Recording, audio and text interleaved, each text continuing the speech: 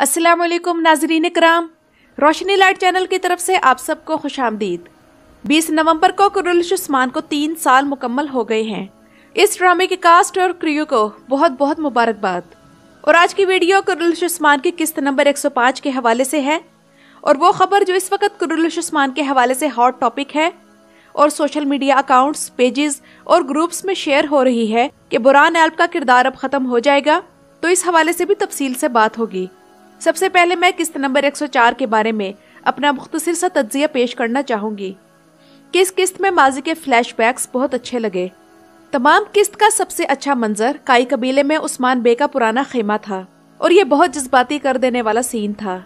इस ड्रामे से हमारा बरसों का साथ है, तो तमाम यादें जहन में ताज़ा हो गई। और पिछली किस्त में शेख अदब अली वाले सीन की एक खास बात यह है कि दिरुल शारतुल में एंगा नालतान ने जो ज़रा पहनी थी वो भी हमें दिखाई गई, यानी कि उस्मान बे ने अपने आबा अजदाद की निशानियों को खूब संभाल कर रखा है।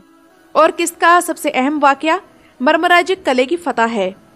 अब यहाँ तारीखी हिसाब से आप लोगों को ये बताती चलूँ कि उस्मान बे ने तारीख में मरमराजिक कला बैफ्यूज की जंग के फौरन बाद फतह किया था, और इन दोनों वाकयात के दरमियान कोई ज़्यादा फ़र्क नहीं, बल्कि सिर्फ 1 साल के अंदर ही ये दोनों वाकयात हुए थे।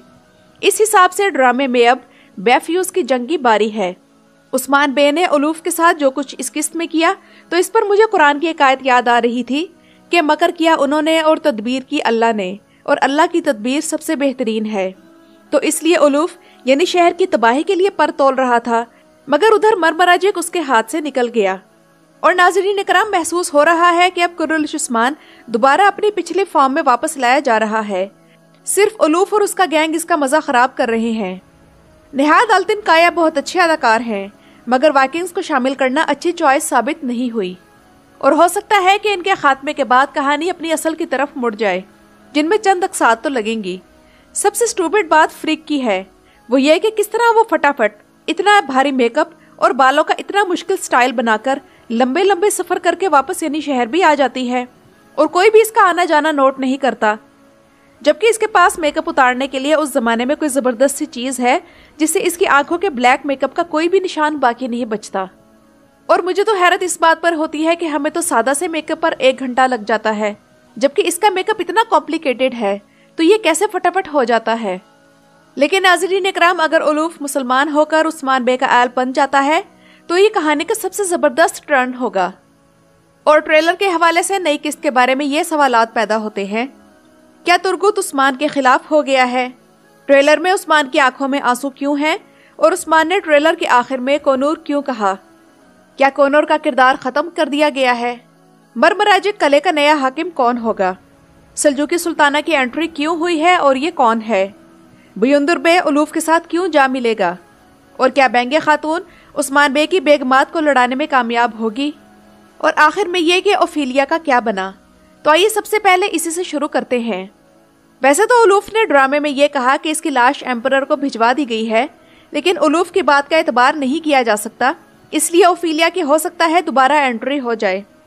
उधर कोनोर एल्ब ने भी किस्त में एक बार भी ओफिलिया का जिक्र नहीं किया, ऐसे जैसे वो भूल ही गया है कि एक जिंदा सलामत लड़की को वो उस्मान बे से मिलवाने का कहकर साथ लाया था, और वो इसकी जिम्मेदारी में थी।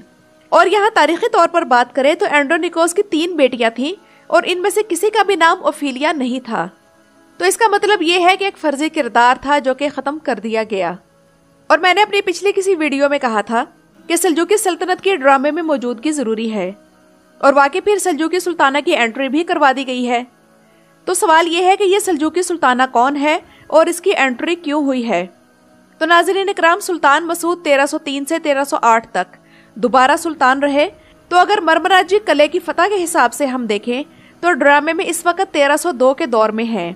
पिछला सीजन जब खत्म हुआ तो सुल्तान अलाउद्दीन के बाद सोइम की तरफ से तोहफे आए थे, लेकिन इस सुल्तान को 1302 में कत्ल कर दिया गया था।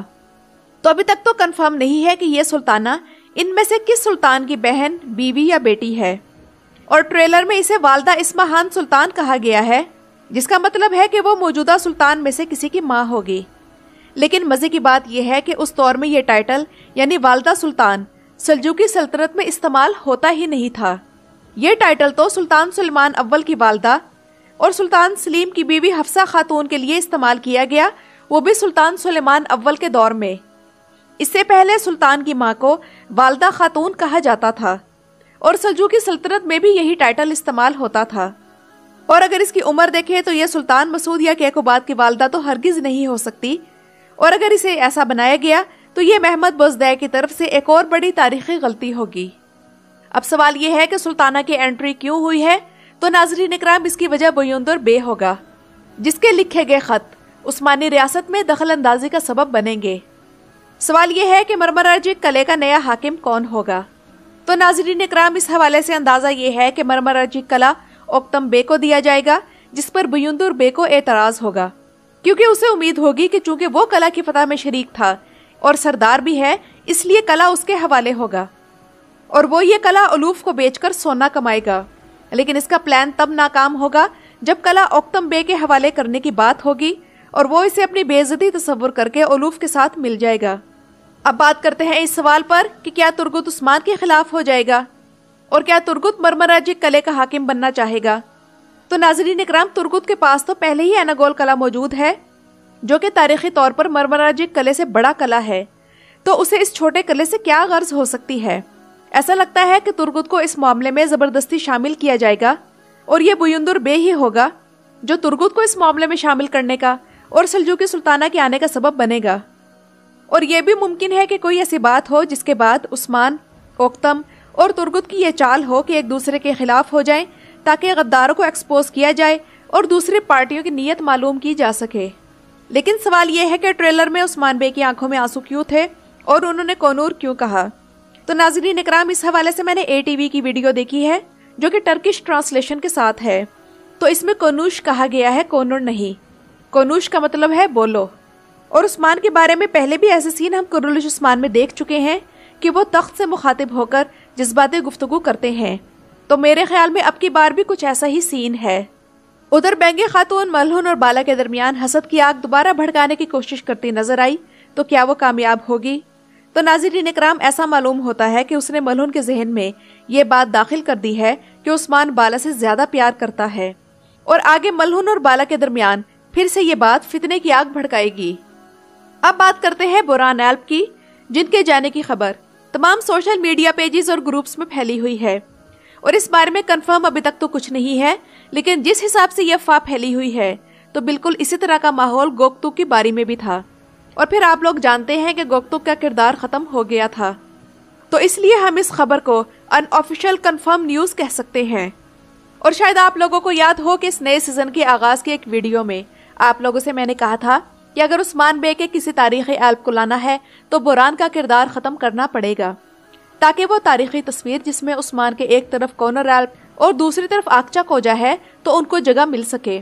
اس لیے اگر بوران جا رہا ہے تو کوئی نئی بات نہیں، ہاں البتہ بوران کو ہم مس ضرور کریں گے، کیونکہ سیزن 1 سے ہی بوران عثمان بے کے بچپن کا دوست اور وفادار ایلپ کی صورت میں دیکھا ہے، اور بوران کا کردار ادا کرنے والا اداکار یگت یوجان جیرکوتائے کے علاوہ شاید وہ واحد اداکار ہے جس نے یہ ڈرامہ خود نہیں چھوڑا۔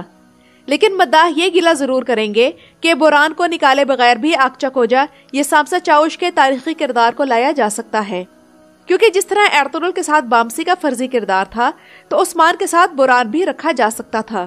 لیکن معلوم نہیں محمد بزدیہ کی کیا مرضی ہے اور ATV کا بجٹ کیا ہے، تو اس لیے اگر کسی نئے تاریخی ایلپ کو لانا ہے تو بوران کو تو جانا پڑے گا۔ تو ناظرین اکرام، اس خبر کے حوالے سے اور آنے والے قسط کے واقعات کے حوالے سے آپ لوگوں کی کیا رائے ہے مجھے کمنٹس میں ضرور بتائیے گا۔ میرے چینل پر آنے کا شکریہ۔